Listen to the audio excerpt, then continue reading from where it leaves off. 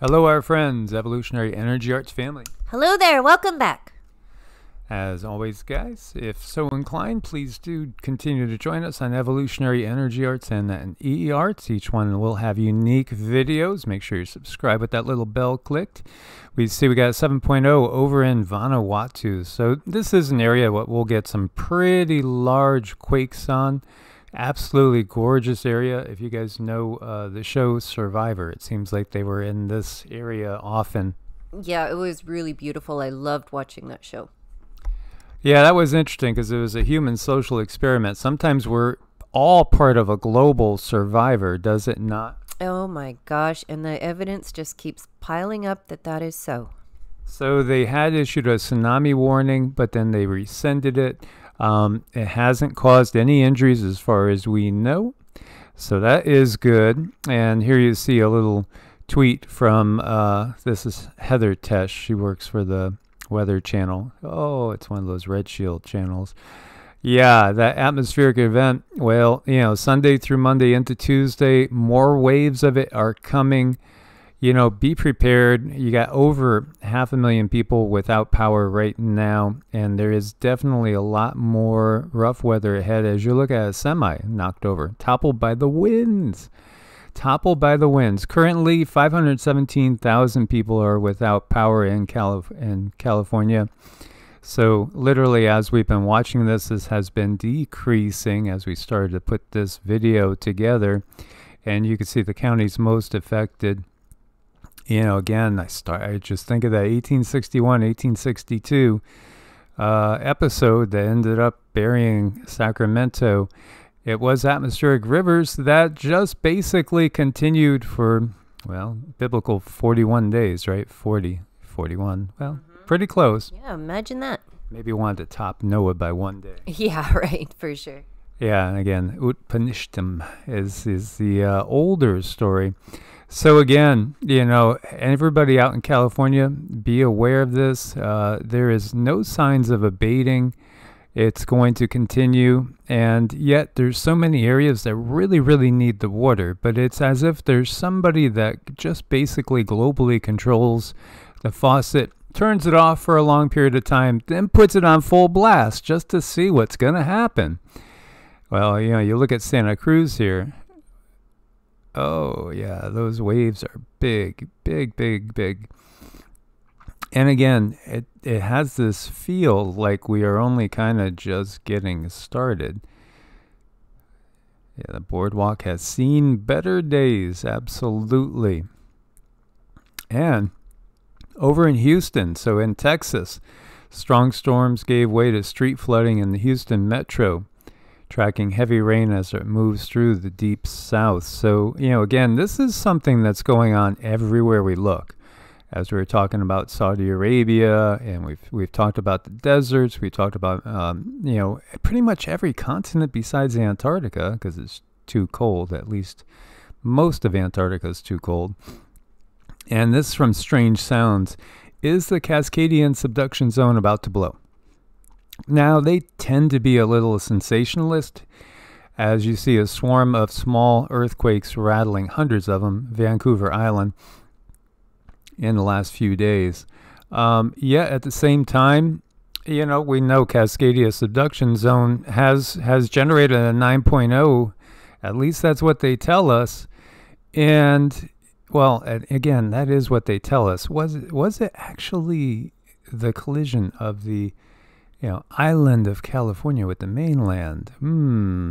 We touched on that in another video maybe about a month ago, and that was a fun series of videos that we did. I really did enjoy going deeper into the past. You know, all these things we've touched on in so many different videos, but then to have those videos that are dedicated to one topic is nice. It helps people to binge watch and all, because when we do this the way we're doing it here, and we're going to touch on a little bit of history, touch on some mystery, but, you know, again, cover the main weather related, earth change, climate change, geoengineering, you know, topics. It's all put together, which helps people have those aha moments. But then also there's those people that love to binge watch and go deep and really get into the minutia, which, you know, I like to do that. I know when you're going through an awakening, there's nothing like quenching your thirst for knowledge and really being very thorough in the information you consume. So the powers that be, the controllers, it feels like to me, and I've shared this with you guys before and I'll reiterate it again, it feels that they want to create something massive that's going to appear natural but really be induced. And that could be the open door for either the blue helmets to come in and help us with our horrible, horrible act of God that happened. Whether it's, Cascadia going, San Andreas going shortly thereafter, or it'll be like that scenario where you don't know exactly what's happened, and then all of a sudden we have that Red Dawn type event. Anyway, what we have gotten from the guides is absolutely there is a lot of energy and technology being used from above to amplify everything that's happening naturally. So, again, if you took something that might have been a 4.6 Quake and you send more energy into it and all of a sudden you got a 6.2 or you got a 6.5, or it triggers a series of things to happen. This is kind of what we've been talking about, as the reality of the technology that's out there sinks into many more people's minds as they awaken. Mm-hmm. Absolutely. Great Salt Lake is set to evaporate. In fact, you might only have about 5 years left and it might be totally gone. Totally gone. No more Great Salt Lake. Water levels slumped 73%. Needs, wow, 1 million acre-feet of water, about 326,000 gallons per year to reverse the receding water levels that have been impacted by the mega drought.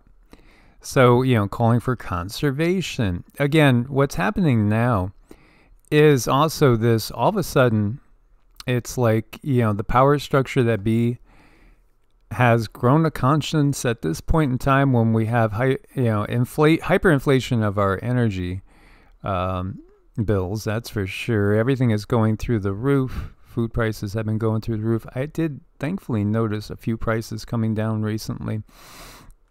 So now everything is focused on that climate change, even though, again, I think it was Peter McCullough threw out a tweet, just showing again how, the temperatures really haven't rose at all. And Al Gore told us we were all going to be underwater because the polar caps will have melted by now. They're still there. In actuality, some areas are gaining significant amounts of ice. Yet you got nobody talking about this. Do you know, we were talking about those power plants up in Washington, North Carolina, and Oregon. Well, how about Vegas? Mohammed Mesmarian, 34, rammed his car through a gate of a solar-powered generation plant outside of Vegas and set his car on fire, intending to damage a massive transformer. So here's yet another attack. Now, I couldn't find anything else on him. Maybe there's more stuff coming out now that wasn't out a couple hours ago. I couldn't find any other information on him. Like, has he always been here? Is he maybe just somebody that just recently immigrated in, legally or illegally? Who is he? What is he up to? Why did he, again, try to take out a power plant? And this is on the Vegas, Vegas area. Yeah. There's been a lot of these. Isn't that just slightly suspicious? And why is the media not covering this? Do a search for his name, and you're not going to find too much. I mean, you'll find a couple people covering it. A couple, not a lot. You would think that would be a bigger piece of news, wouldn't you? I would think so. I mean, this seems pretty big considering what's been going on over the past month. And again, there was another person on Twitter that was coming from Russia and was complaining about how they were being treated in Mexico as they were making their way to the U.S. And, this was a female, middle-aged female complaining about the treatment. But you got to, this is a time when there's, at the very least, you could say there's a major proxy war underway at the very least, and so then you have people trying to make their way into the U.S. From the apparent opposing country, but yet we got to realize this is truly wars against humanity in general. as DeSantis activates National Guard amid surge of illegal aliens entering the Florida Keys. Yeah, they're coming again from Cuba. They're coming from Nicaragua. They're coming from Haiti. They're coming from many different places. And Venezuela. Many of them are coming from countries that are recently aligned with China and Russia militarily. Hello, hello, hello. Yes, this gentleman might be a little bit older than military age, but the rest of them, they're, again, 8,000 have come in off the waters, the coast of Florida since last August. That's a pretty significant, amount of people. And of course, we have thousands of people being shipped all over the entirety of the country, all over by jets in the middle of the night. Yeah, again, we have to recognize no alphabet soups work for the people. No, the alphabet soups work for the controllers. All of them do. And it doesn't matter what country they're in. It doesn't matter what country. When we say defense budget, really what they're talking about is the amount of money that is dedicated to policing the people of the earth for the controllers. This is the way we have to really recognize what's really going on here. California vehicle ban will force 70,000 big rig trucks off the road. This is scheduled to happen now. Yeah, this is at a time again where there's going to be a lot of shortages. There has been a lot of shortages. And again, it has to do with the environment. Great timing, isn't it? Too perfect. Wood pellet shortage forces UK households to burn cat litter. Top supplier in Russia is sanctioned. Yeah, so the war makes it so that, again, there's more shortages. More of our tax dollars go to basically hurt humanity. It's just a cycle of destruction that never ends. Truly, this system is the definition of insanity. It's the system. It is. And, you can see the symptoms of everything. And they come on the news and they proclaim, well, things are going to get better and we're going to overturn this and we're going to do that and watch us, everything is going to be okay and yada, yada, yada. Does anything ever change? Does it ever get better? Ever? Well, it changes, but under the system, it just progressively gets worse. Welcome to LA, guys. You pitch your tent here. No, you want over here. The other guy sleeps kind of noisily. He snores a lot. As you have more and more people entering the homeless realms, because people can't afford to, keep warm, eat food, and have shelter, there's more and more people that are going to be living in tents. And this is exactly such a system of insanity. It shows such an overwhelming sickness. And when we look at people like Newsom or Trudeau, perfectly manicured, perfectly groomed, all the makeup's all in all the right spots. They are just such good little puppets. Nothing but puppets. And, they say something, but really what is reality is the opposite of what they say. It's beyond a joke. It's a travesty. And we think about the homeless people, and people will worry walking through a zone with homeless people because you don't know what's going to be going through their minds and how their minds are functioning. Yet, they do make up 24% of the homicide victims because, again, they don't have a security system. They're out there with other people. Some of the people, maybe are people that have returned from serving their country at war and cannot cope with the things they had to do. And thus, they've gone on to all sorts of different scripts. And those things don't solve any problems. They just cover things up and create new problems.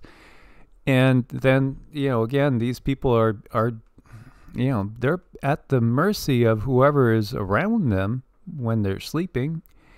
And you just never know. I mean, it's horrible. This system is so broken. It's just inconceivable how broken it truly is, and that we're still allowing it. Starlink satellite trains. Is this the future of the night sky? They don't want you knowing what the Starlink are doing up there, because a lot of what they're doing is, look at the computer software, because this is where we got jumbled before. It's all about watching you. It's all about watching you and me. Everything we do. Everything we do. No, those satellites, those are really, truly all about serving the overlords. So here you see a transparent sea creature found by fishermen. What kind of fish is it? Those kind of look like a creepy alien thing that, maybe is going to be crawling on somebody and kind of, some sort of crustacean. But what you were picking up is this is exactly the type of creatures that they study to learn about how to make things invisible, so to speak. Yes, it's something they study and they use to learn how to make things camouflage.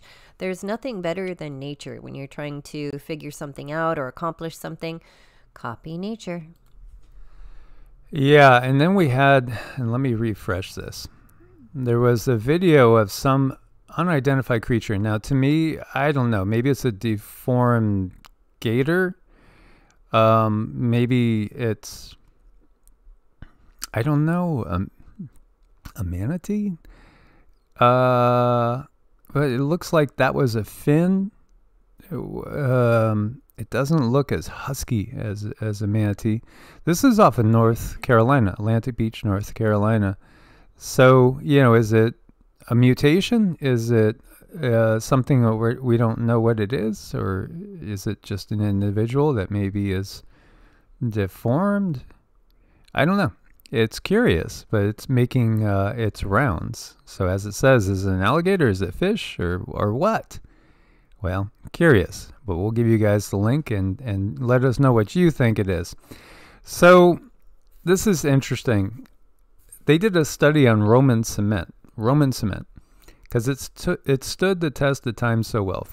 Finally, scientists understand the secret to the durability of Roman concrete. Well, scientists from MIT have isolated the ingredient that allows Roman concrete to self-heal, making it stronger than its modern equivalent. Stronger. The Romans. Stronger. Hello. Their Back to the Future findings could help reduce the chemical environmental impact of cement production in today's society. Okay, that's the way they're going to word it. The ancient Romans were masters of engineering, building a huge network of roads, aqueducts, ports, temples, many of which stand to the day. Many of these structures were built with concrete, including Rome's Pantheon, which has the world's largest unreinforced concrete dome and is still intact, despite being dedicated in year 128 AD, so they say. Some ancient Roman aqueducts still deliver water to the Eternal City today, while many modern concrete structures crumble after a few decades. So the secret, they say, is basically some sort of, it's some kind of ash that was shipped all across the Roman Empire for use in construction projects, being described as the key ingredient for concrete at the time, ash. After closer examination, these ancient samples also contained small, distinctive millimeter-scale bright white mineral features. They were common components of Roman concretes. The white chunks, often called lime clasts, come from lime, another key ingredient in ancient concrete mix. Ever since I began working with ancient Roman concrete, I've always been fascinated by these features, says the MIT professor of civil and environment engineering, Admir Masick, in a university release. These are found in modern concrete formulations, so why are they present? These are not found in the modern, so why are they present in the ancient? How come the ancients understood better? And so they say hot mixing is the key. The point is, again, even when we think to Rome, and we do look at all this amazing artwork, really. I mean, the statues, gorgeous, beautiful. And how long they've lasted. And we think of them as not being as advanced as we are now. Was that really the case? When you look at some of the, and I was just going through a book that we got on Tartaria and looking at all the amazing cathedrals all around the world and other structures. so intricate, so beautifully put together, so geometric. To me, it just speaks of advanced technology and advanced time, and way more effort than we would do nowadays to do something like these things. Why don't we put together, works of beautiful artwork that will last 2,000 years anymore? Well, we ran into in the Nevada desert, what I said, I thought it looked like concrete to me, and we saw what looked to be metal post placement, I don't know, what patterns, where I would swear it was like perfectly round circular patterns where something I thought had to be metal, or at least something way more with a lot more tensile strength than any sort of rock that I could think of, out in the middle of nowhere. And so what's interesting is they say that what they used could actually heal fractures and stuff in the concrete. The mix they used actually healed itself when there were fractures. That sounds extremely advanced to me, does it not? It almost sounds like it has a it almost sounds like it has a little bit of a consciousness there. Almost, yeah. No, is that an AI component? I think it's a type of Earth AI component that they were aware of, and that's what we've moved so far away from, is taking Earth's natural understanding and abilities and putting it into AI that is very much disconnected from her. So this is Jimmy Corsetti, and I think his channel is Bright Insight, and he did a very, very controversial but highly quoted video on Atlantis, as you see the circular eye right here. And he says that and I noticed before when he first did it, he was saying this is Atlantis. Now he was saying this is the capital of Atlantis. Recognizing that Atlantis was more of a global society.